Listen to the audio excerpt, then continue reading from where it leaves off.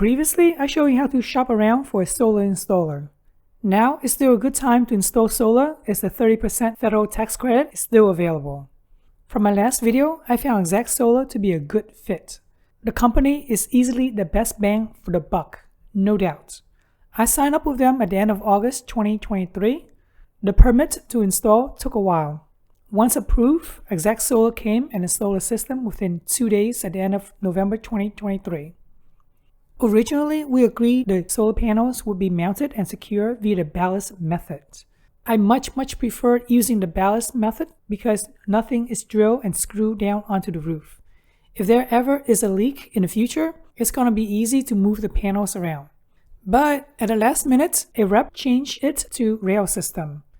At the time of reading the email, I did not know that rail would require drilling and screwing things permanently onto the roof. And this is the aftermath of using the rail system. I apologize for not taking more photos at the time, but yeah, you can clearly see that it is drilled onto the roof. Hopefully the caulk they use will last at least 10 years. In total, they installed 13 panels. A quick disconnect box and a breaker panel on the outside. This particular breaker panel cannot be used to charge the electric car outside. Just no way. It's even labeled so on the outside. Also, this on-phase breaker panel is like the brain of the whole solar system. To view data that we can see in real time, the panel needs to be hardwired with a Cat5 straight into your local network. There is no Wi-Fi connection, at least not for this panel anyway. That's not a problem because behind this panel is my garage, and inside the garage, there's a bunch of Cat5 cables laying around that we can use and plug straight into the local network. Inside my basement is another quick disconnect box, and they had to install another meter that is more solar friendly. I had to wait another 2 months for PECO, the local power company, to allow me to flip the 2 disconnect boxes to on to have solar working.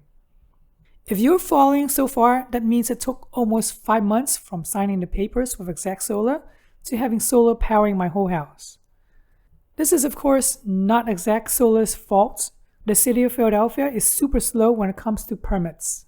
I have no idea how much faster it will be if you live in another city, hopefully not 5 months. Now that we're done with installation and hardware, let's take a look at the software side of things. A side note, Exact Solar created this account, so of course the company can view this remotely as well. Hopefully it does not collect any other data on your network.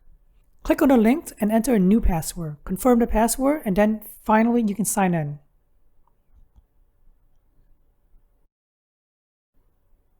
Now let's jump to my favorite smart hub, Home Assistant. Let's go to Settings, Integrations. Click on Add Integration. Find On-Phase. Click on it. Enter in your credentials that you set up earlier. And then click on Submit. Once added in, you can see all the panels as well as the controller, or the brain of this whole solar system. The names are confusing, but let's click on Finish and we can rename all of the names later on. The top one is the controller, so I'm just going to hit the pencil icon and then rename it. The names are so long and confusing that I just shorten it and use only the last 3 digits. Here you can see I added an additional tab into the web GUI and label it Solar. It has all the panels as well as the data pull from the controller. To make this nice graph right here, I got it from this GitHub page. Installation is pretty easy. All you have to do is download this JS file, put it in your config folder, www, community, and then create this folder called mini graph. Once you install the files into this folder of Home Assistant, go ahead and click on the 3 dots. Click on Edit Dashboard. Click on Add Card. Go all the way down to Custom Mini Graph. If you don't see this, chances are you might have to restart your Home Assistant hub. I'm just going to click on Cancel and click on Edit so that you can see what I have. The top part is all of the settings for my graph. Meanwhile, the bottom part are the panels that I have installed already. There is so many ways to customize this graph to make it nice and pretty. Myself, I'm keeping it super basic as seen here. The panels are extremely sensitive to shadows or obstructions. In this graph, you can see how much this single panel is producing much lesser power than other panels. That's because in the morning, the sun is casting a shadow due to my condenser standing in the way. This is why it's crucial to set up an automation to alert you when a panel is not producing power due to shadows, leaves, or even animal poop. Who knows? Before we set up this automation though, let's tell Home Assistant to do some math. Let's go to Settings, Integrations, jump over to the Helpers tab, Create Helper, click on Combine the state of several sensors, give it a name. For me, I'm going to name it Average.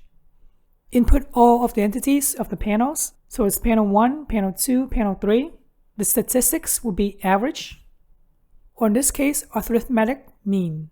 Precisions can be 2, and click on Submit. When all is said and done, you can see all of my panels right here, all 13 of them. Down the bottom is still the mean, of course, and then click on Submit when you're all done. Finally, let's set up the automation. Let's go to Settings, Automations. This is the automation that I created already.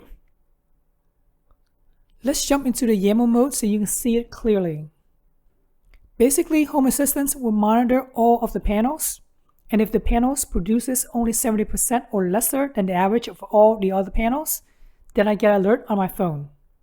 So here are all of the panels, including the states as well, because we want to make sure that everything is working.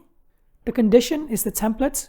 The template will have this average entity that we created earlier. The time will be in the afternoon when the sun is directly overhead, because remember, in the morning, it will create shadows, and I'll definitely get an alert for that. So I don't really care about in the mornings or in the afternoon because of so many shadows. I only care about when the sun is directly overhead, and there should be no shadows whatsoever. I have another entity, it's called Weather, and I only care on sunny days. On rainy or cloudy days, the values are not very accurate, so I only care about when it's sunny. And of course, if something goes wrong, it's going to send me a Telegram message. Let's jump back into the visual editor, and here you can see it again. Don't worry about the YAML code, I'll have it in the link description down below for you to just copy and paste. Of course, my entities for the panels would be different from yours, but it'll give you something to start with. Alright, hopefully this video helps you understand what's involved with having solar and then monitoring the whole system. Oh yeah, just for fun, I did install a camera on the roof. This Reolink is tied to Frigate to identify people. The Reolink integration with Home Assistant does have person detection, so just in case you don't use Frigates, you can always use the built-in Reolink integration. I get an immediate alert if someone is roaming around on my roof. Because material-wise, all of these panels are about $3,000. Yeah, you can buy the whole thing on AliExpress and then build it out yourself. I was going to do that, but I didn't really want to mess around with permits. I really appreciate you guys subscribing to my channel, liking this video, and thanks for watching.